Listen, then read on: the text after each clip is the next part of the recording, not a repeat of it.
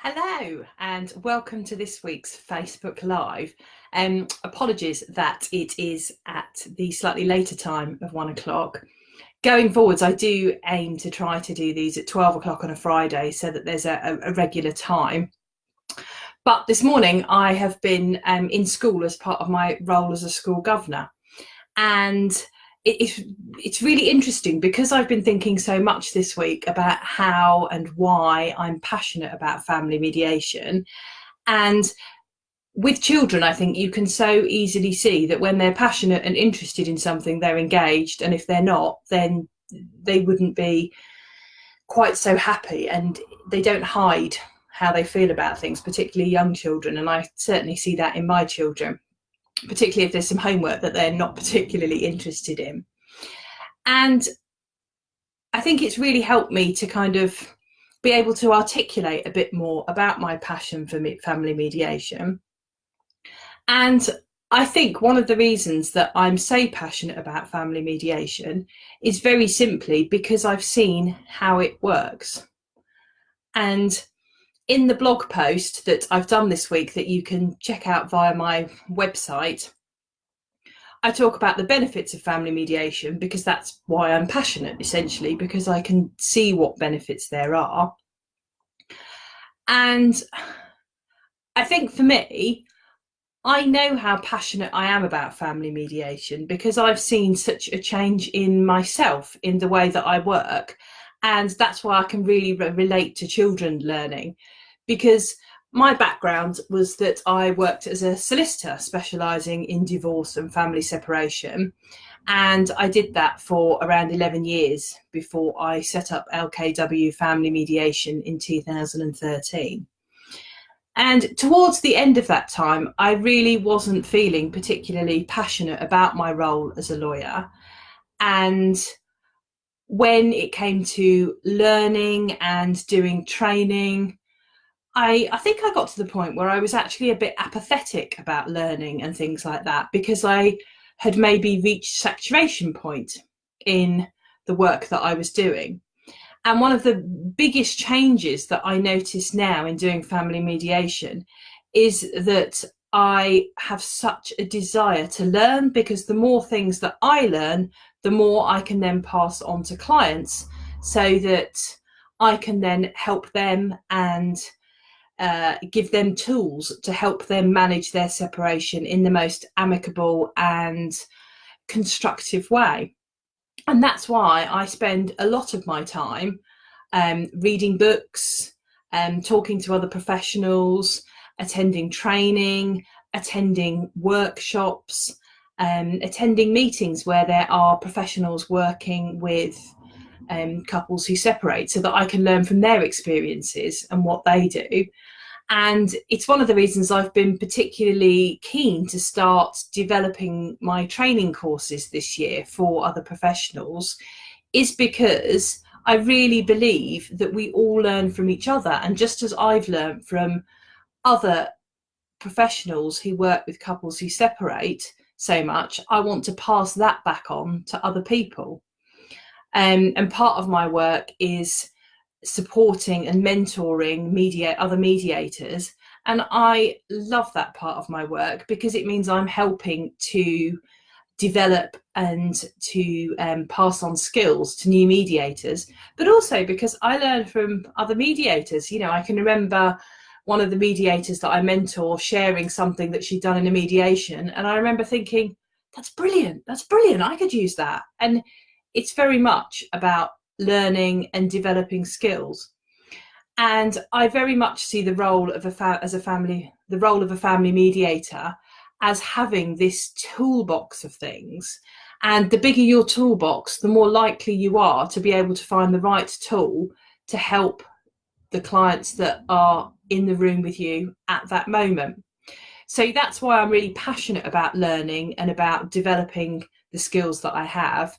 But also for me, it's very much evidence of how passionate I am about this work, that I just have such a desire to learn more skills, to learn more about things, to be, to understand anything that might relate to helping a couple. And that encompasses such a huge area of things in terms of human dynamics, managing stress, dealing with conflict, listening to people. So often I see people, and one of the major the major problems and barriers to communication is that neither of them feel heard by the other person.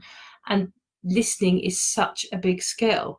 And I think sometimes we get confused between listening and understanding and agreeing.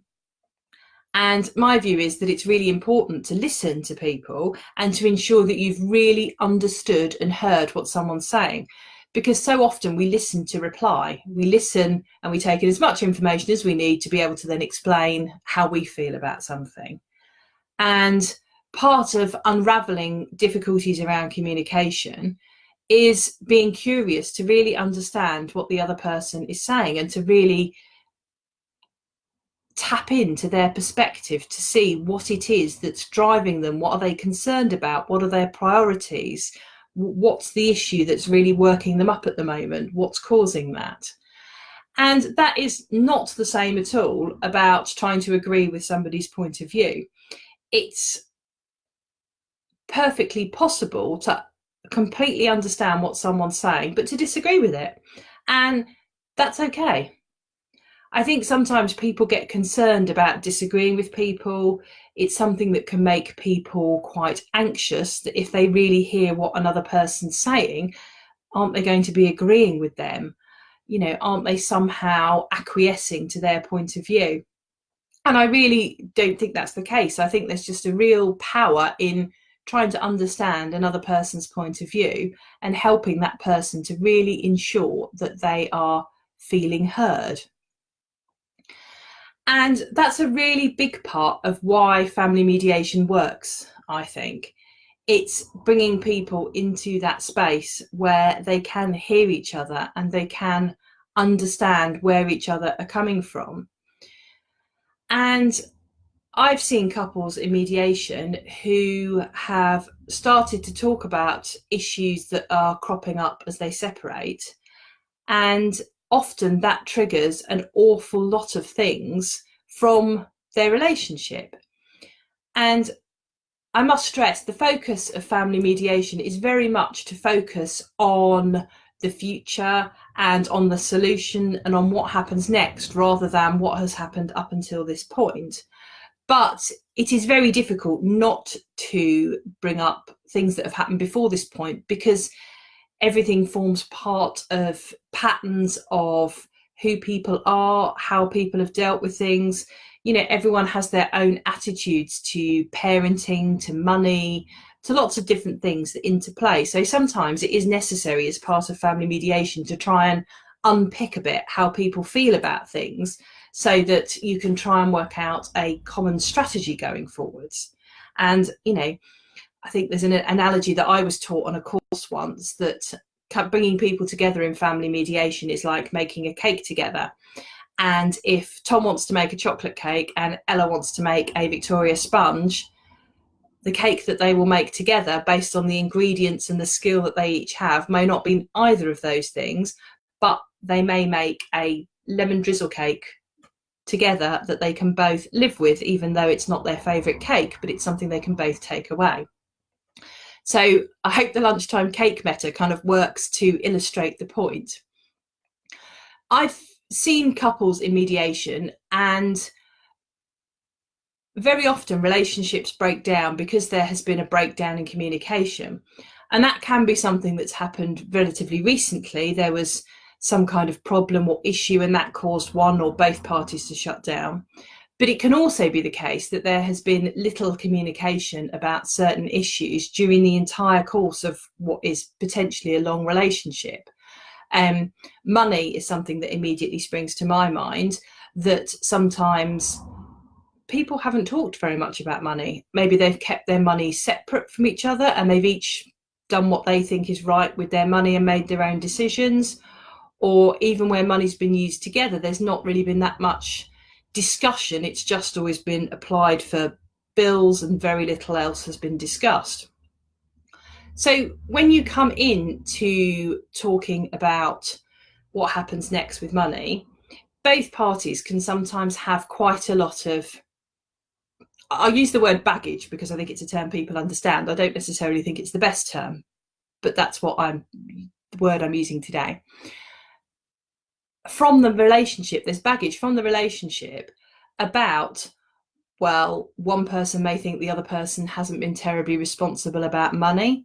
One person may feel that they have struggled financially during the marriage and that the other person hasn't helped them enough financially. It can be that one person is very much a spender and the other person is a saver, and there's been a conflict that way. So there can often be a real disconnect in terms of attitude for money. Coupled with that, there is how each person feels about decisions that have been made during the course of the marriage. And it's possible for both parties to feel very strongly that they have been wronged or done an injustice during the relationship, but for them never to have discussed that. And then there's also a great fear that naturally comes in at the separation of a couple as to, wow, okay, we've been using our money to finance one household and we've managed to make that work, but how are we going to fund two households? And that is a very normal and real fear that people have, because it's a fundamental part of life that you need to know that you've got somewhere to live and that you're going to be able to make ends meet. So it's very understandable that people feel fearful about that. And when people feel anxious and fearful, they often go into a kind of self-preservation mode, so that they're then reacting in anger because their very safety and security is being threatened. So that can be a great source of disagreements and conflict when a couple separate. Firstly, the attitudes that they've each had that they potentially have not discussed before this point, coupled with fear and concerns around what happens next. And it doesn't just have to be money, it can also be parenting, that often you get one person who, I don't know, say for example, one person feels that there should be very strict boundaries with children and that there should be a very sort of defined code of what is acceptable behaviour and consequences if it's not. And another person may be more laid back and maybe not so rigid in their boundaries or in their moving to a consequence where there's a sort of behaviour that they're not so keen on. And often people have managed that really well. Sometimes people simply haven't talked about these things. And when they come to family mediation, when they start to talk about how they're going to move forward, all of the conversations that have not taken place can come up in that mediation room. So although mediation is about being future focused and about deciding what happens next and what the resolution is, sometimes it's unavoidable to go over some past grounds, because it's important that each person understands where the other person is coming from and what their perspectives are and what their priorities are. And you can't do that without kind of going back to past examples or talking about the fact that you feel things haven't always gone well in that regard. But I really, really strongly believe that it's by having those conversations and hearing each other's point of view that things start to move forward and there starts to be better communication going forward. You know, if you're able to understand what it is that you do that really makes the other person go mad, then you can work around that so that you can try and bring the temperature down. And that's very much a two-way street. So the power to improve communication is probably the main reason that I'm so passionate about family mediation, because I can see what a difference that makes to separating couples. And, you know, I've seen couples who have come to a couple of mediation sessions and have been able to go away from those couple of sessions and resolve things themselves because they're now able to talk to each other and to make arrangements for going forward. And I think sometimes people are very fearful coming into mediation that they're going to have to come to lots of sessions and that's going to be expensive. But actually, sometimes mediation is about giving people the tools to be able to talk to each other and they can then take that away to finalise details and either come back to mediation just to bring all the strands to a conclusion, or if they know what they want to do, then they can take it away to lawyers for lawyers to formalise what it is that they want to implement as their resolution following their separation. So I don't believe there is a one-size-fits-all approach to family mediation. Different couples need different amounts of time in the mediation room and different amounts of support. And, you know, we are all different, and that's okay. And that's the way that I like to work things. I always try to think about the couple that I'm working with at this moment. What do they need to enable them to move forward and to try to resolve things? And I get a really big satisfaction from doing that as a job, because I know that I'm helping people, and because I can see that parents being able to talk to each other and to take the temperature out of their separation so that there aren't heated arguments and big conflict, that makes a real difference to children, because it's being exposed to that conflict that tends to cause the issues that children then find with their parents' separation, where children are spoken to and they feel they know what's going on, and they have two parents who love them and they're not exposed to huge conflict. That's where they're usually more okay and come to terms with the separation. And I also just love the fact that there's so much to family mediation. There are so many tools, so many different ways of looking at it. And each mediator has a different, they bring their personality to mediation. So the way that I work is not necessarily the same way that another mediator would work, or that another mediator down the road would work. And one of the things I say to people looking for a mediator is to find a mediator where you think their approach resonates for you and that you feel you can work with. So, you know, check out their website, get a feel for them. I hope doing these Facebook Lives and videos helps you get a feel for me and my approach and what I'm like in mediation. If you want to find a mediator local for you, you can do that by the search facilities on either the Family Mediation Council website or Resolution's website. That should then tell you what mediators there are in your area, and you can then have a look at them, talk to people on the phone. I'm always happy to have a chat with people on the phone so that you can find out more about how I work, what the process is, to get a feel for whether you think that I would be able to help you both. So I'm going to wrap up this Facebook Live now. The next Facebook Live next Friday should be back at the normal time of 12 o'clock. And in the meantime, I'll just say thank you very much for watching this. Okay, bye.